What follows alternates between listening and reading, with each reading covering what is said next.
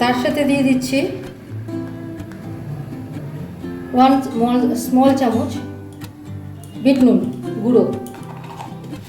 ব্যাস, এবার এটা আমার সিদ্ধ হোক, তারপরে আমি লাস্টে আরও দেখাচ্ছি। মিষ্টি এখন দিলাম না, তো সিদ্ধ হোক আগে, আমি এটা ঢেকে দিচ্ছি, কভার করে দিচ্ছি। এখন আমি ফ্রুটস চাটনি করব, তার জন্য কি কি লাগবে আমি দেখিয়ে দিচ্ছি বা পরে ধীরে ধীরে দেখাবো। এইরকম একটা আনারস ছিল, এই আনারসের অর্ধেকটা আমি নিয়ে নিয়েছি, অর্ধেকটা এইভাবে আমি এখানে থেতো করার মতো যেগুলো লাগছে সেগুলো হচ্ছে মৌসুম্বি। আমি এইভাবে আনারসগুলো থেতো করে নেব। এটা নাশপাতি, এটাও শক্ত জিনিস, এগুলো আমি একটু থেতো করে নিয়ে তারপরে দেখাচ্ছি। কড়াতে আগে আমি একটু জল দিয়ে দেবো, এখানে তেলের দরকার নেই, জল দেবো।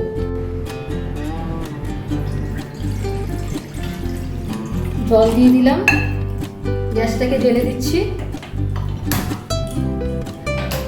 এবার এই আনারসটাকে আমি অর্ধেক যে আনারস এটা থেতো করে নিয়ে এতে আমি ঢালবো যাতে সিদ্ধ হয়। আনারসটা আমার থেতো করা হয়ে গেছে, পুরোপুরি একদম স্ম্যাশ করে দিয়ে নিই, একটু যাতে মুখে পড়ে বোঝা যায় সেই রকমভাবে একটু থেতো করে দিয়ে দিলাম। আসলে আনারসটা মেন ডোমিনেট করবে চাটনিটাকে, আনারসের মিক্সড ফ্রুট চাটনি সেটা বলতে পারেন। এবার আমি এতে দিয়ে দিচ্ছি কাজু, কিছুটা কাজু, কিছুটা কিশমিশ, কিছুটা খেজুর, যার কাছে যেরকম যা জিনিস থাকবে তাই দিয়ে করবেন।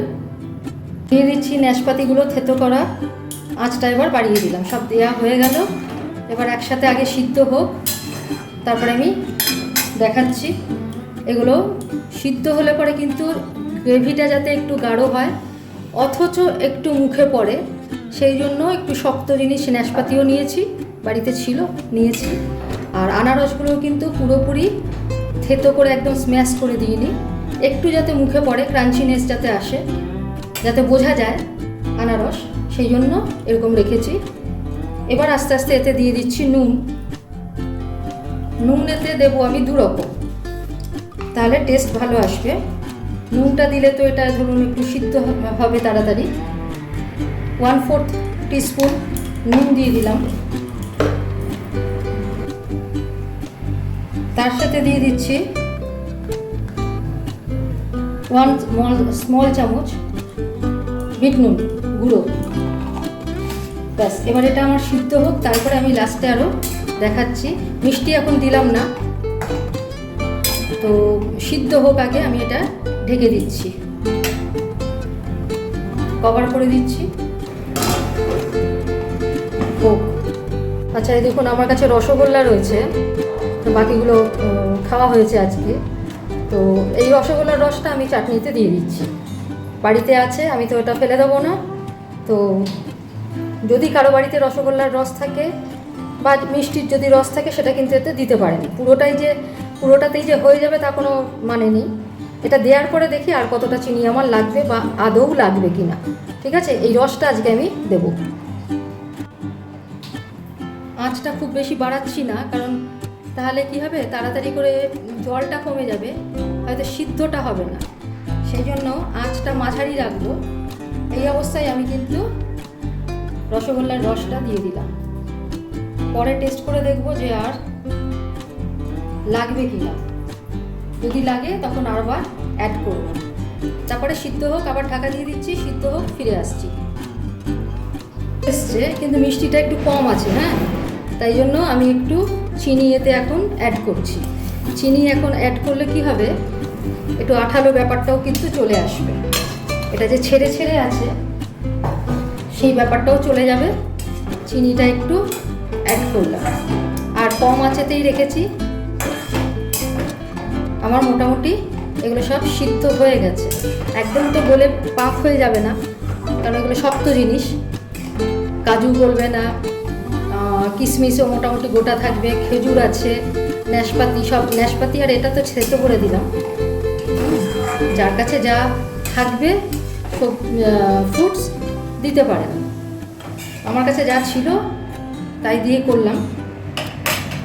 আর একটু হোক, মিষ্টিটা ঠিক হয়েছে। এবার এতে আমি গ্যাস বন্ধ করব। তার আগে আমি দুটো জিনিস দেবো। একটা হচ্ছে উপরে একটু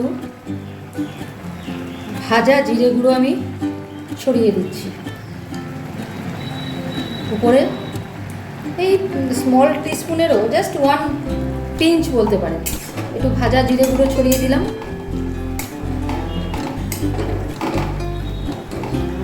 নিয়ে এবার আমি গ্যাসটা বন্ধ করে দিচ্ছি।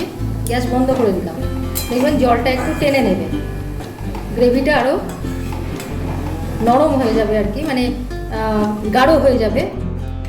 তারপরে আমি দেখাচ্ছি। 2 মিনিট মতো হয়ে গেল। এবার এতে আমি একটা লেবু, হাফ লেবু, তার রসটা আমি এতে দিয়ে দিচ্ছি।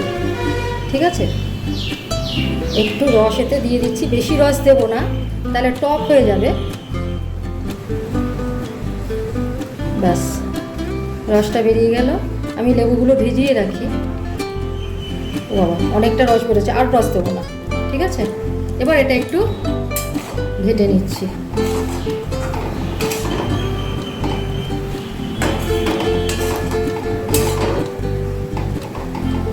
এটা তো প্লাস্টিক চাটনি করছি না, যার জন্য এটা এরকমই থাকবে। যখন ঠান্ডা হবে 8-10 ঘন্টা পর এটা কিন্তু গ্রেভি একদম শুকিয়ে যাবে।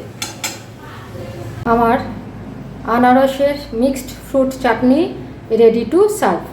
কালকে আবার অন্য কিছু রেসিপি নিয়ে ফিরে আসছি। ততক্ষণ ভালো থাকুন। ধন্যবাদ।